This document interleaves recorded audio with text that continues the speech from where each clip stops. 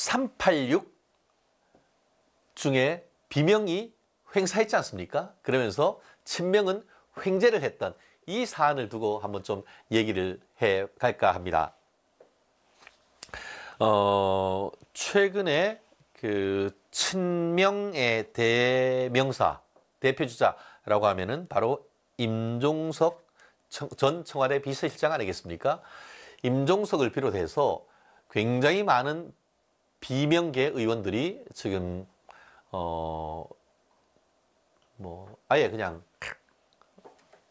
그러니까 경선조차 기회도 받지 못하거나 아니면 경선을 붙였다 한다 하더라도 사실상 친명의 지지를 받으면서 굉장히 많은 그 비명계가 나가 떨어졌습니다. 그러면서 이의제의 뭐 이런 얘기도 있긴 있었습니다. 무슨 말씀이냐? 이의제의가 뭡니까? 오랑캐로서 오랑캐를 제압한다. 이게 어떻게 보면은 중국의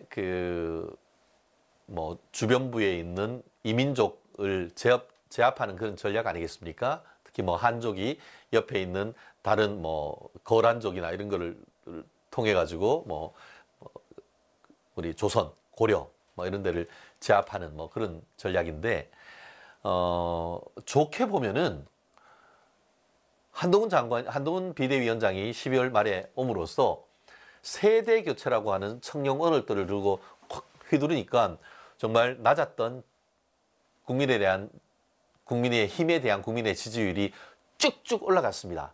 그렇게 되면서 윤석열 대통령에 대한 지지율도 상당 부분 견인해오는, 그리고 최근에 있어 가지고는 윤석열 대통령의 지지율이 40% 초반까지 올라오는 모습을 보이고 있지 않습니까? 물론 그 중에 최근에 있어서의 어떤 그 의대 정원 2,000명 그 정책, 그 부분에 대한 많은 국민들의 어떤 그 지지가 이어지면서 지지율이 상당 부분 견인되고 있는 이런 상황인데, 그러면서 이게 말씀드린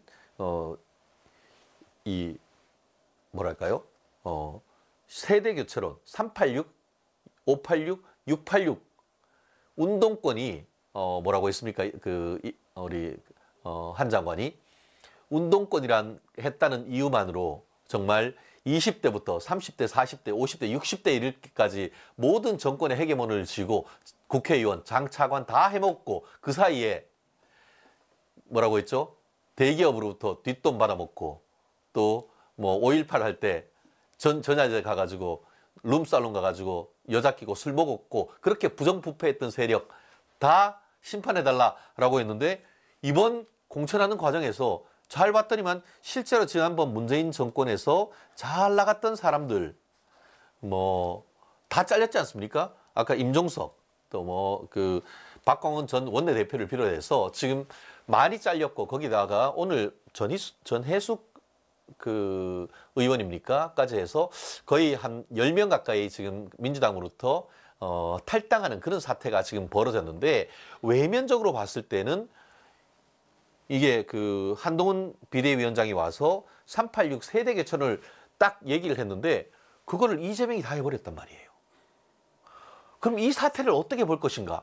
그래서 그런가요? 최근에 민주당 같은 경우에는 그렇게 하는 과정에서 이게 친명 중에 또 일부는, 예컨대 이제 고민정 같은 경우에 고문이 정말 없는 이 곰인정 의원 같은 경우에 자기는 사퇴 안에 뭐네 했다가 또 은근슬쩍 또 오늘 최고위원회 좀 복귀하는 그런 모습을 보였는데, 친명 사이도 살짝 이게 아주 테크니컬하게 이게 갈라치기를 하면서 일정 부분 껴안은 그런 전략을 하면서 이제 이재명이 다시 통합, 어떤 공청 작업을 이제 다시 어떻게 보면은 수습하는 그런 전략을 보이면서 이번 주초에 민주당의 지지율이 조금은 상승세로 이제 올라가는 그런 모습을 보이고 있단 말이에요.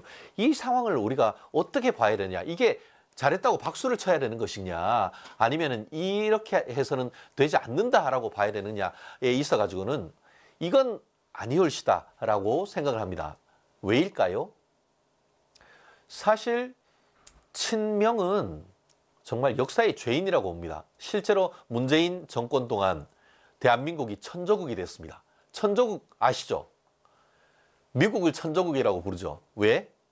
1년 국방비가 천조나 돼가지고 천조국이다라고 했는데 우리나라가 왜 천조국이 됐냐? 문재인 때. 문재인 보유국이 대한민국 빚이 천조가 넘었습니다. 예산이 600조를 최초로 넘으면서 내내 계속 빚 일으켜가지고 채권 일으켜가지고 빚내고 해서 하다 보니까 국가빚이 천조가 넘었습니다. 미국의 국방비가 천조인데 우리는 국가의 빚이 천조가 된 이 정말 어이없는 나라가 되었는데 그렇게 하면서 뭐 소득주도 성장이네 또 정규직의 비정규직의 정규직이네 또 얘기를 하면서 사실 인건비 엄청나게 올리고 그러다 보니까 자영업자 폭삭 망하죠. 우리 로펌도 마찬가지입니다. 인건비가 엄청 올라 버리니까 소속 변호사님들 다 그 먹여 살릴 수 없어서 나가고 우리가 그냥 글 씁니다. 자영업자 마찬가지잖아요. 우리 CU 또 그리고 또 패밀리마트 가면은 옛날에는 밤에 24시간 했지만 요즘은 11시, 10시에 문 닫는 데 많아요. 왜냐?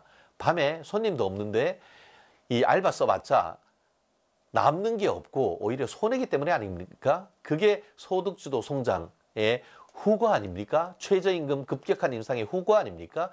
그리고 부동산, 정말 안정됐던 부동산을 결국 뭐 모든 사람이 까제 개구리 저기 어디지 뭐 용이 될 필요는 없다라고 하면서 모든 사람이 아파트에 살 필요는 없다라고 하면서 서울 시내에 재건축 재개발 안 하고 비립박에다가 수백억 들여가지고 그림이나 그리고 도시 재생한다고 했다가 신규 아파트 공급이 안 되니까 어떻게 됐죠? 부동산이 천정부지로 올랐던 건 아니겠습니까? 그런 모든 폐악을 윤석열 정부가 다 떠안은 건 아닙니까? 그 폐악을 한꺼번에 윤석열 정부가 무슨 수가 있다고 뭐 1년, 2년 사이에 다 없애는 겁니까? 그렇게 만들었던 원흉이 바로 문재인이고 그랬던 원흉이 조국이고 그랬던 원흉이 임종석 아닙니까? 이런 사람들은 지들이 당당하게 진짜 공천 받아가지고 나왔을 때 국민들이 정말 표로서 심판해가지고 정권을 정말 확 쓸어버려야 되는 것인데 쓸어버릴 기회를 이재명이 없애버린 거예요. 그런 건 아닙니까? 저는 이재명, 정치인 이재명의 어떤 그 역사적 어떤 그 평가는 뭐 얼마 있지 않으면 나온다라고 생각을 하고 만약에 만에 하나 정말 아까도 얘기했습니다만 연동형 비례를 그대로 하고 위성 정당과 조국 정당을 통해 가지고 그런 국민의 심판을 받아야 될 사람들, 그 사람들 지금 국민의 지역구에 나오면 그 중에 단 한 명이라도 당선될 사람이 있습니까? 저는 안 된다의 제 손에 장을 치집니다. 그런 사람들이 이재명의 결단, 왜냐? 그 당에서 그걸 두고 의원들이 의원총회를 통해 가지고 상당수는 이게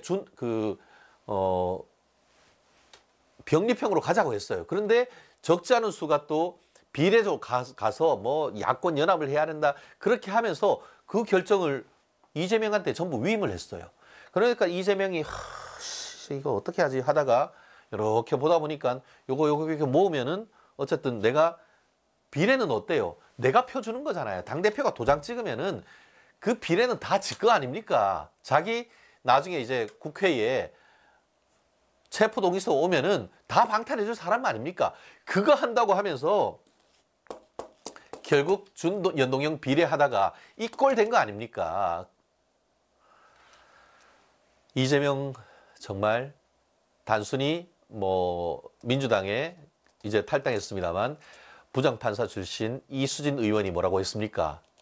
관련되는 최근 김인섭 뭐 이재명이 형님이라고 부르는 김인섭의 판결문을 봤더니만 이재명이 지금까지 우리한테 거짓말했다라고 하고 그 판결대로라고 한다고 하면은 이재명은 무기징역형에 처할 것이다 라고 얘기한 건 아닙니까?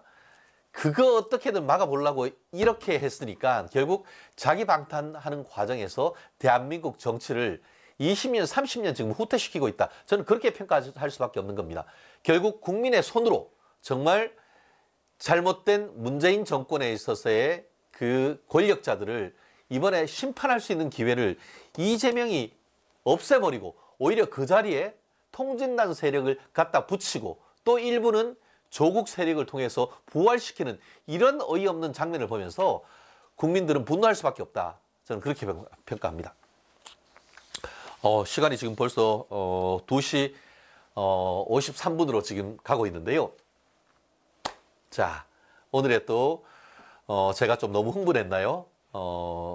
이재명과 조국 그리고 민주당 얘기를 하면은 저뿐만 아니고 애국 시민, 애국 국민이라고 하면은 누구나 흥분하지 않을 수가 없습니다. 그렇지만 이제 또 냉정하게 그렇다고 하면은 국민의힘은 지금 제대로 가고 있느냐 요거를 좀 봐야 될 것 아니겠습니까? 제가 말씀드린 것처럼 지금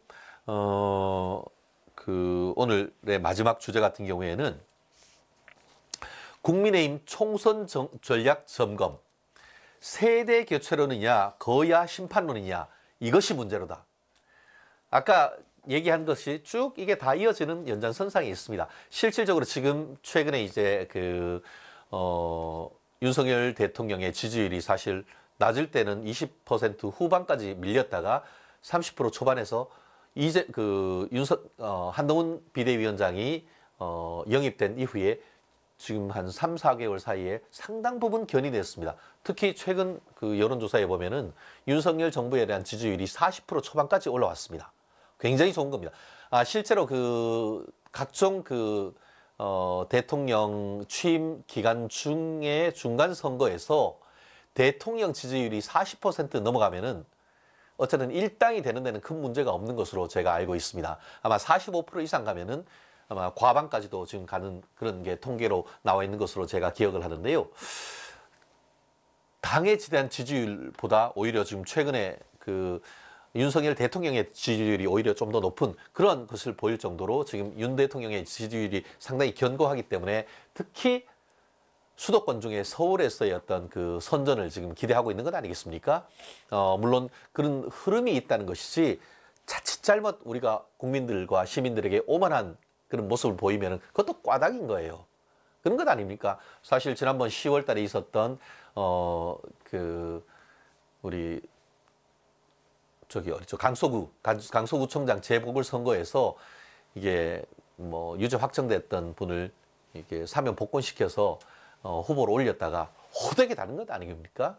그 이후에 국민들 앞에 정말 절치부심 한동훈 비대위원장과 또 국민의힘이 힘을 모아서 지금까지 왔습니다. 그리고 그 큰 전략이 민주당 같은 경우에는 중간선거 아닙니까? 윤석열 대통령 중간평가적 성격이 있기 때문에 어떻게든 윤석열 심판론이라는 프레임을 계속 걸었었는데 그거에 대해서 거야 심판론이라고 해도 이게 우리가 레이커프입니까? 이게 코끼리는 이죠. 정치의 프레임에 걸리면은 그 프레임을 벗어나기 힘든 거죠. 이게 윤석열 대통령 심판하자라고 하니까 그게 아니고 입법 독재 민주당 심판하자라고 하니까 결국 바로 국민들한테는 둘 중에 하나가 이게 머리에 떠오르는 것 아니겠습니까? 그러니까 입법 독재 할수록 결국 윤석열 심판 이 프레임이 서로 강화되는 이런 프레임이었는데 한동훈 비대위원장이 완전 프레임은 전환되는 것 아닙니까? 이 프레임으로 간 것이 아니고 지난 12월부터 이번 2월 말까지 거의 3개월에 가까운 기간 동안은 86 세대 교체론이란 이 돌직구를 던져버렸죠. 그러니까 실질적으로 아까 말씀드린 것처럼 문재인 대통령을 비롯해서 각종 문재인 대통령 때 있었던 임종석 비서실장을 비롯해서 이인영 통일부 장관 이런 사람들에 대한 심판해야 된다는 논리가 굉장히 많았고 특히 지난번 같은 경우에 예컨대 이제 송영길 민주당 대표 이제는 소나무 모욕당인 것 같은데 소나무를 모욕하지 마라 저는 그렇게 얘기하고 싶은데 소나무당이라고 만들어서 옥중 출마하면서 나를 깜빵에서 내달라 조국은 밖에서 싸돌아다니는데 왜 나만 잡고 그래? 라고 하는 어이없는 지금 촌극 거의 개국 콘서트를 지금 벌이고 있는데 그런 분들 다 386 정말 아까 얘기했던 그런 지금까지 단물 쓴물 다 빨아먹고 이제 지금까지도 공룡처럼 남아 있으면서 또 권력을 잡으려고 하는 사람들에 대해서 지금 많은 지금 국민들이 지금 비판을 하고 있는 것 같은데요. 최근에 그렇게 했던 것 같습니다. 세대 교체론을 얘기를 했었는데 뜻하지 않게 이재명이 세대 교체를 상당히 해버렸어. 아, 이걸 어떡하지? 라고 하니까 다시금 지금 그 국민의힘 같은 경우에는 거의와 심판론으로 지금 다시 좀 더 강화하는 것 같습니다. 상당 부분 프레임을 얘기를 해서 실제 최근 얘기를 하고 어떻게 하고 있습니까? 그 이재명이 뭐라고 합니까? 국민의힘의 공천이 폐륜 공천이다. 라고 얘기를 하면서 최근에 있었어요. 어떤 그 여러 그 사례를 들면서 비판을 했는데 뭐 제 귀에는 사실은 하나도 안 들어오죠. 그거에 대해서 그 우리 한동훈 비대위원장이 아주 재밌는 얘기를 했습니다. 한동훈 비대위원장이 뭐라고 했느냐? 아마 저도 똑같은 생각을 했는데요. 폐륜 하면은 딱 한 사람 떠오르지 않습니까? 장동혁 그 우리 사무총장님이 폐륜하면 딱 한 사람 떠오르지 않느냐라고 얘기를 했고, 좀 더 그 한동훈 그 비대위원장은 얘기를 했는 게 폐륜이 뭐냐? 형수욕설, 배우 관련 의혹, 검찰 사칭, 대장동 비리, 음주운전, 정신병원형 강제 입원 너무 많아서 말을 다 못하겠다 라고 얘기를 했는데, 아마 저를 뿐만 아니고 듣는 우리 국민의힘 지지를 비롯해서 국민들은 속이 시원했을 것 같습니다. 이런 걸 두고 되려주고 말로 받는다라고 얘기를 할 수 있는데, 결국 이와 같은 어떤 그 메신저라고 할 수 있는 이재명 대표에 대한 지속적인 어떤 그 사법 리스크, 또 국민의힘의 눈높이에 맞지 않는다라고 하는 범운동권 청산론. 왜 범운동권 청산론이죠? 이재명이 운동권은 아니잖아요. 그렇지만 운동권이라고 할 수 있는 세력, 특히 경기동부연합, 통진당과 어떻게 보면 NL 중에서 이제 극 NL, 그러니까 친북 좌파, 종북 좌파 세력과 뭉친 그 큰 세력으로서의 어떤 이재명 대표에 대한 세대 교체론, 저는 이거는 좀 더 앞으로도 강화시켜야 된다고 봅니다. 말씀드린 것처럼 이재명이 이번 공천 과정에서 386은 잘라냈지만 여전히 그 뒤에 적지 않은 친문 세력과 나아가 통진당의 후예라고 할 수 있는 운동권, 특히 그 용인 외국어대학교에 있는 그런 그 운동권 세력들과 관련돼서 그 세력에 같이 리더로서 떠 있기 때문에 그런 범운동권 세력으로서의 세력 교체, 그러니까 시대 교체, 세력 교체, 이것은 계속 저는 가지고 가야 된다고 봅니다. 그게 국민들에게 미치는 영향, 표심에 미치는 영향이 굉장히 큽니다. 그렇기 때문에 지금 민주당의 비례정당의 지지율이 낮은 것 아니겠습니까? 그런데 그와 더불어서 이제는 이재명과 싸우는 것을 넘어서 조국과도 싸워야 됩니다. 조국이 돌아왔어요. 조국 is back 했는 겁니다. 이재명을 때렸더니만 사람들이 이재명한테 안 가고 비례는 조국한테 가고 있단 말이에요. 그렇다고 하면은 지금부터 조국을 더 타겟이 돼야 되는 것이죠. 그래서 앞으로의 어떤 그 언급을 하고 할 때는 조국에 대한 조국신당, 저는 뭐 조국혁신당이라고 안 부릅니다. 조국신당이지 무슨 혁신이야, 개뿔. 진짜 혁신은 이노베이션. 정말 슈페터 이 경제학자를 욕먹이는 거다, 저는 그렇게 생각을 하는데요. 조국신당이라고 저는 그냥 부르겠고, 그리고 조국신당의 이중성, 이런 부분을 국민의힘에서는 지속적으로 국민들한테 알려야 될 필요가 있다라고 저는 보고요. 그런 정략을 하면서 아까 말씀드렸던 거대 야당 심판론, 이런 부분으로 해야 되는 것이지, 섣불리 지금에 있는 어떤 그 총선 전략으로서의 세대 교체론, 또 운동권 교체론, 이 부분을 희석시키는 것은 저는 조금 위험하다라고 봅니다. 여전히 이 세대 교체론, 그 세대 교체론에 있어서 운동권, 범운동권 세력으로서의 이재명 세력을 교체를 해야 된다라는 그런 전략은 그대로 가지고 가면서, 더불어서 지금 강화해야 될 전략은 조국 신당에 대한 공세를 강화함으로써 조국의 위선, 정말 중도층에서 굉장히 많은 분들이 우리 국민의힘 쪽으로 넘어왔는 건 아니겠습니까? 실제로 지금 이재명과 그 윤석열 대통령이 총선에서 붙었을 때에 문재인 대통령을 지지했던 하면서 이 우리 그 정치 프로파간다를 잘 써오던 그런 적지 않은 사람들이 이재명을 지지하지 않고 윤석열을 전략적으로 지지를 했습니다. 그렇게 했던 이유 중에 상당수가 이재명을 도저히 자체 그런 그 사법 리스크를 지원하지 못했기 때문이기도 한데요. 결국 이 상황이라고 한다고 하면은 이재명의 대안으로 지금 조국을 지금 상당 부분 지지하고 있기 때문에 그러한 부분에 대한 대책, 지금 그 여의도 연구원을 비롯해서 국민의힘 비대위원회에서 지금 어떤 식으로 대책을 만들어내야 되는 것이고, 최근에 이와 관련해 가지고는 또 나름 또 좋은 소식이 있죠. 뭐 민주당과 조국은 나를 잡고 왜 이래라고 하고 있는데, 최근에 뭐가 있었죠?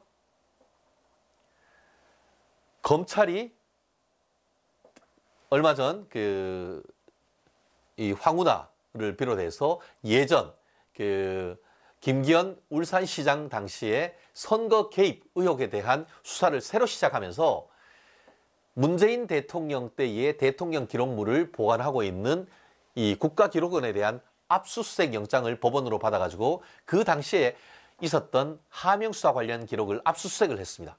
그 타겟이 누구냐? 그게 바로 아까 이재명에 의해서 잘려나갔다고 할 수 있는 임종석, 조국, 최종적으로는 문재인인 거죠. 이제 압수수색을 통했기 때문에 그 당시에 있었던 서류, 빼도 박도 못한 서류가 이제 줄줄이 나올 겁니다. 그와 관련해 가지고 황운하가 지난번에 이미 실형 3년을 선고를 받았습니다. 다만 법정 구속은 안 했는 것이죠. 그러다 보니까 황운하 탈당해 가지고 지금 조국당 가 있는 건 아닙니까? 조국당은 소도당이죠. 소도당이 뭡니까? 범죄자들 가가지고 있어도 치외복권 지역 되는 것이니까 지들이 방탄복만 입으면 조국도 2년 실형 받았지만 나 방탄복 입으면 그 깜빵 안 가. 지금 뭐 황운하도 3년 받았지만 난 깜빵 안 갈래 라고 몸부림치는 당, 몸부림치는 깜빵당이 지금 조국 신당일 수밖에 없는데, 그에 대한 공세는 결국은 사필 규정인 거죠. 지금 와가지고 뭐 총선 개입이네 뭐네 그럴 것이 아니고, 사실은 늦었지. 좀 더 빨리 해가지고 이런 일 자체가 조국이 이 옥중 출마하는 것 자체를 지금 못하게 했었어야 되는데 늦었지만 다행이다라고 저는 그렇게 생각을 합니다. 지금 저는 검찰 화이팅이라고 얘기할 수밖에 없는 것 같은데요. 검찰이 그 당시에 하명 수사에 따라서 울산시장 선거에 개입했던 그 대통령 기록물들을 최대한 빨리 신속하게 분석을 하고, 그에 따라서 필요한 사람 조국도 부르고 황운하도 부르고 나아가 문재인도 불렀으면 좋겠습니다. 그렇죠? 동의하죠? 그렇습니다. 뭐 지금 총선 나름대로 조심스럽게 가고 있습니다. 최근에 기자들이 한동훈 비대위원장과 이재명 대표에게 각각 물었습니다. 이번 총선에 목표하는 의석수가 뭐냐? 이재명 뻔뻔하게 151석이라고 했습니다. 속으로는 민주당 못 이겨도 돼. 내 방탄 정당만 만들면 돼. 라고 하지만 뻔뻔하게 여전히 151석이라고 하고 있습니다. 그런데 정작 한동훈 비대위원장은 이게 구체적인 의석을 얘기하는 것은 국민에게 오만하게 비칠 수 있습니다. 저희는 최대한 국민의 눈높이에 맞춰서 열심히 해나가겠습니다. 이렇게 완전히 두 사람의 어떤 국민을 향한 태도가 완전히 다른 것을 볼 수가 있습니다. 정말 살아는 판 걷는 심정 아니겠습니까? 이번 총선에서 일당 탈환하고 정말 과반 탈환하지 못하면은 대한민국 미래가 정말 암울합니다. 아까 말씀드린 것처럼 통진당 세력이 아글아글하고 관 뚜껑을 열고 나와가지고 좀비처럼 대한민국을 급습할 겁니다. 그러한 일들이 벌어지지 않게 하려고 하면은 우리 멸콩TV 청취자 여러분 많이 더 구독해 주시고 좋아요 팍팍 눌러주시고 저희 방송할 때 댓글 확실히 달아주셔야 큰 도움이 될 겁니다. 지금까지 뉴스원의 최진영 변호사였습니다. 고맙습니다.